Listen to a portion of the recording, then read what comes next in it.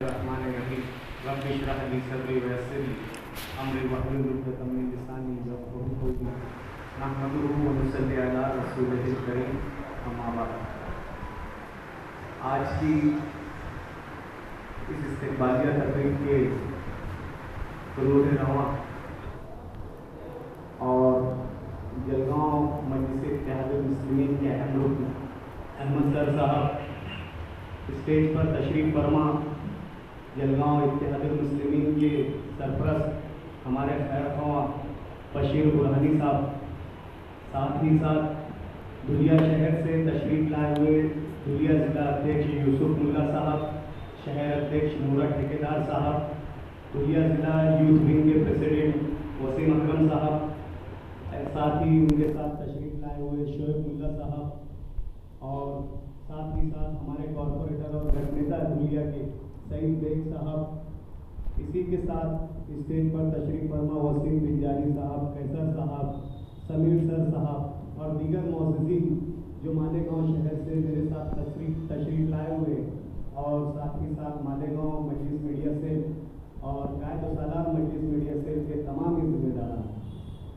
سب سے پہلے تو میں احمد سر اینڈ گروپ کا تہ دل سے شکریہ ادا کرتا ہوں کہ انہوں نے ان کے شہر میں مجھے بلا کر آج عزت بخشی، وقار بخشا.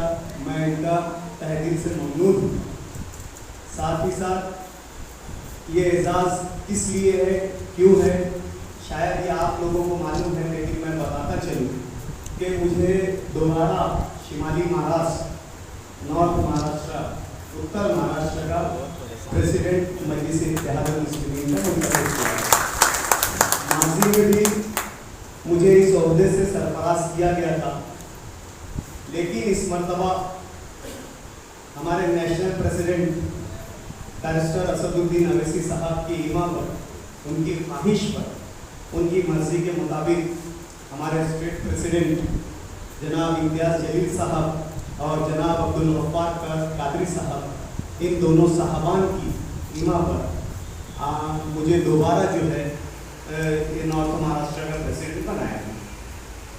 پریزیڈنٹ اس مرتبہ کچھ الگ طریقے سے بنایا گیا ہے. پہلے صرف وہ عہدہ تھا، لیکن اس مرتبہ عہدے کے ساتھ ساتھ اختیارات بھی دیے گئے. اختیارات خیر ہر عہدے پہ ہوتے ہیں، لیکن اس وقت مجھے ذمہ داریاں بہت زیادہ بڑھا کر دی گئی.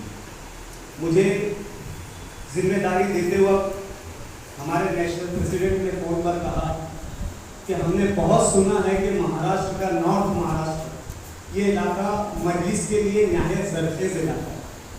یہاں پر مجلس کی گرپ ہے، اور ہمارے جو دو ایم ایل ایز چن کر آئے ہیں وہ دونوں مجلس کے نارتھ رینج کے. اس لیے اس مرتبہ ہم آپ کو ذمہ داری دے رہے ہیں. جب ذمہ داری دی جاتی ہے تو خود بخود ذمہ داری کا احساس اندر سے پیدا ہوتا ہے. ہم نے روایتی طور پر سے کام کرنا شروع کیا، لیکن جیسے جیسے ہم آپ لوگوں کے درمیان آتے گئے، نئے نئے انکشافات پارٹی کے تعلق سے ہوتے. بہت سارے لوگوں کے تعلق سے الگ الگ باتیں ہوئی. کسی پہ الزامات ہوں گے، کچھ باتیں حقیقی ہوگی، کچھ باتیں ہو سکتا ہے بدگمانی ہوگی، لیکن ذمہ داران کے کانوں پر جب یہ باتیں گئی تو یقیناً اس علاقے سے ذمہ داروں کا جو بھروسہ تھا وہ ڈگمگایا.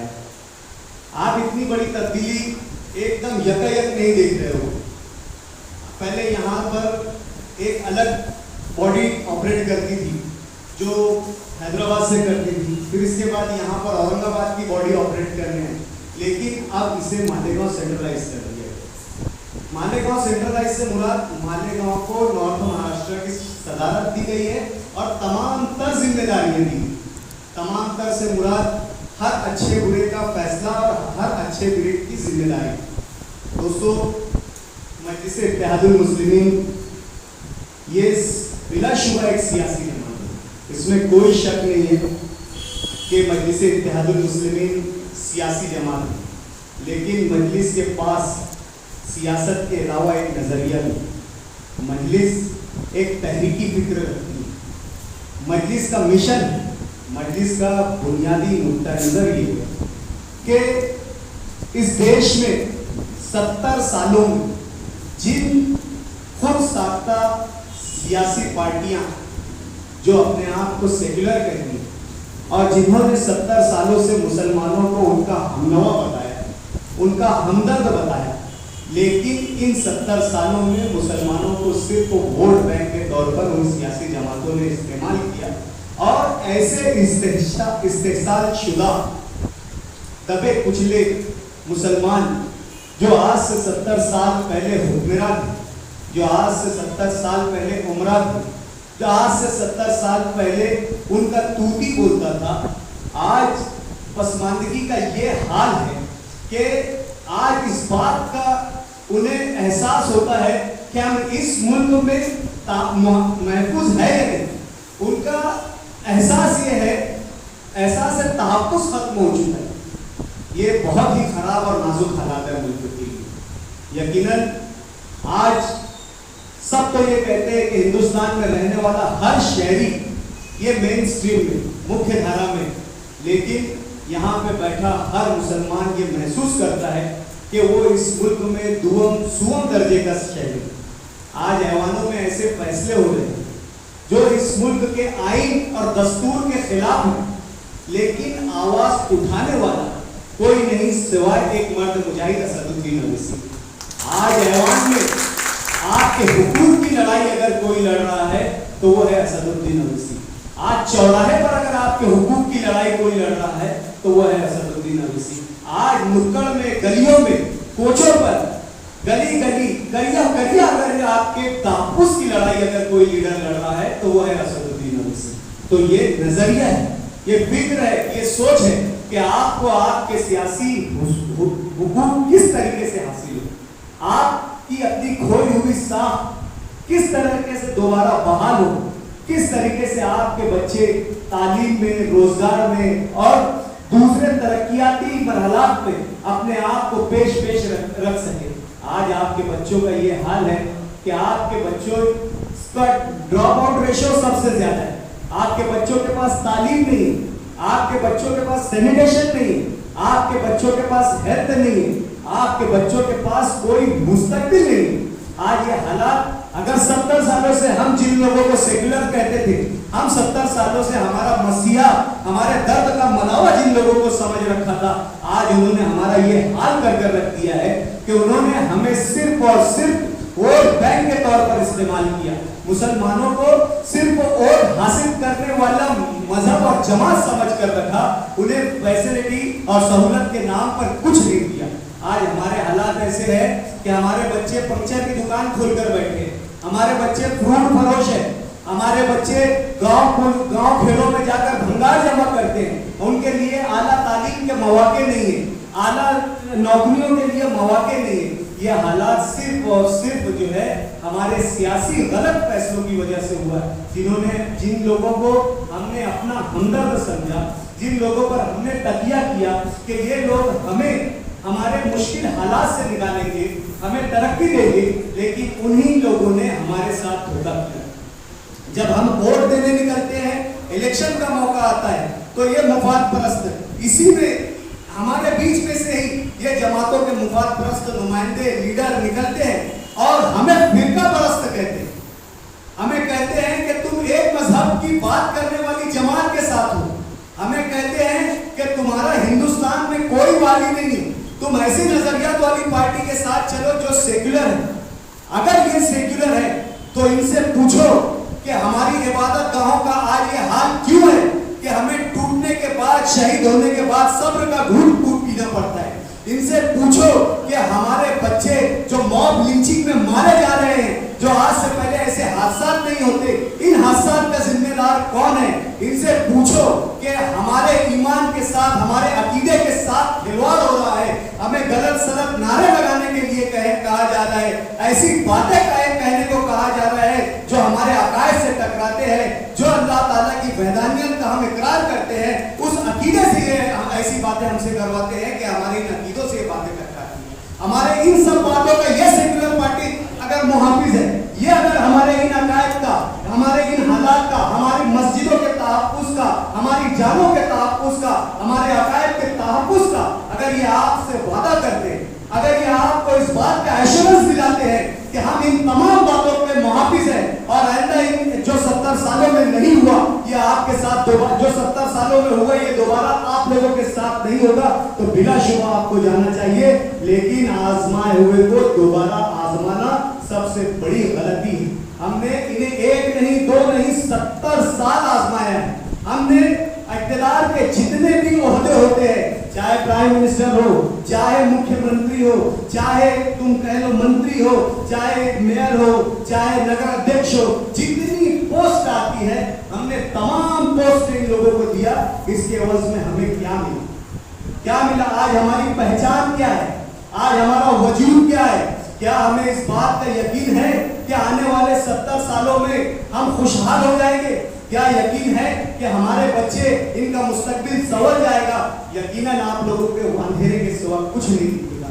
आज हालात सिर्फ ये है कि अगर आप इस सब्ज परचम के नीचे आते हैं, आप हमारे लीडर बैरिस्टर असदुद्दीन अवैसी साहब की ज़ेर क़यादत आते हैं, तो वो आदमी आज आपके हुकूक की लड़ाई लड़ रहा है, आपको सियासी तौर से बेदार कर रहा है कि आप जब तक मुत्तहिद नहीं होंगे, जब तक आप में एकता और अखंडता नहीं आएगी, जब तक आप अपने सियासी फैसले सही नहीं करेंगे, जब तक आप अपने बीच से अपने रहनुमाओं को चुनकर नहीं देंगे, जब तक आप अपने दरमियान के ऐसे लोगों को ऐवानों में नहीं भेजोगे जो आपकी नुमाइंदगी कर सकते हैं, जो आपके हुकूक को आपको दिला सकते हैं, जो वाकई तौर से आपके मसाइल को समझ सकते हैं, आपके मसाइल का और आपके दुखों का दमदावा मेरे दोस्तों नहीं। आज मजलिस किसी नजरिए पर काम कर रही है कि आप लोगों को एक सियासी प्लेटफॉर्म पर इत्तेहाद के साथ जोड़ने की आज ये मजलिस की कोशिश है।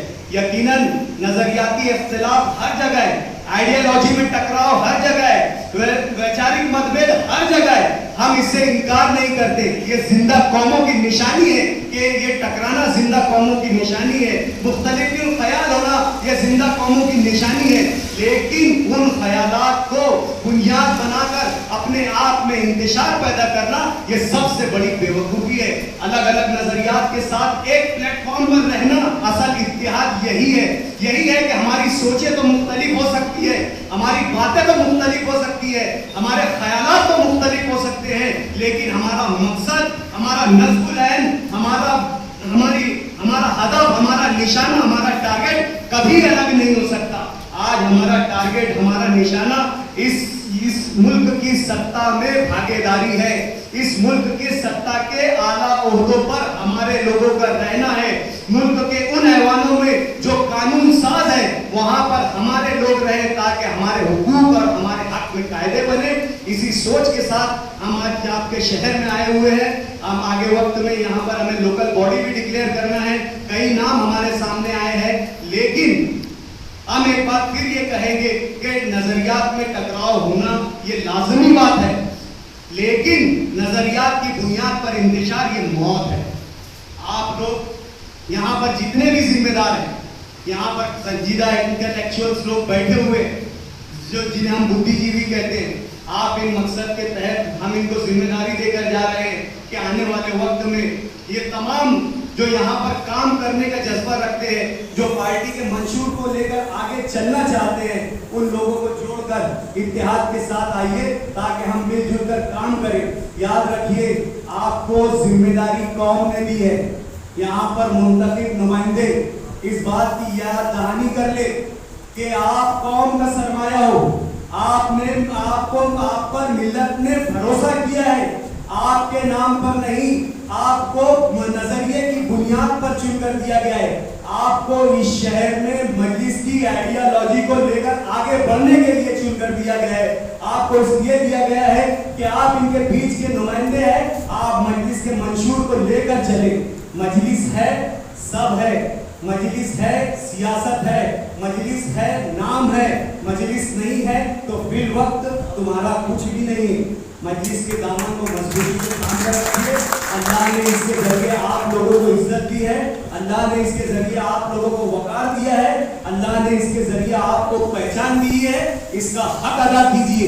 आने वाले वक्त में आप ये जो शहर के लोगों ने आप पर जो जिम्मेदारी आयद की है और जिस मकसद के साथ आप लोगों को चुन कर दिया है, उस मकसद को, उस कॉज को आगे बढ़ाइए। इतनी बात कहकर मैं अपनी बात खत्म करता हूँ।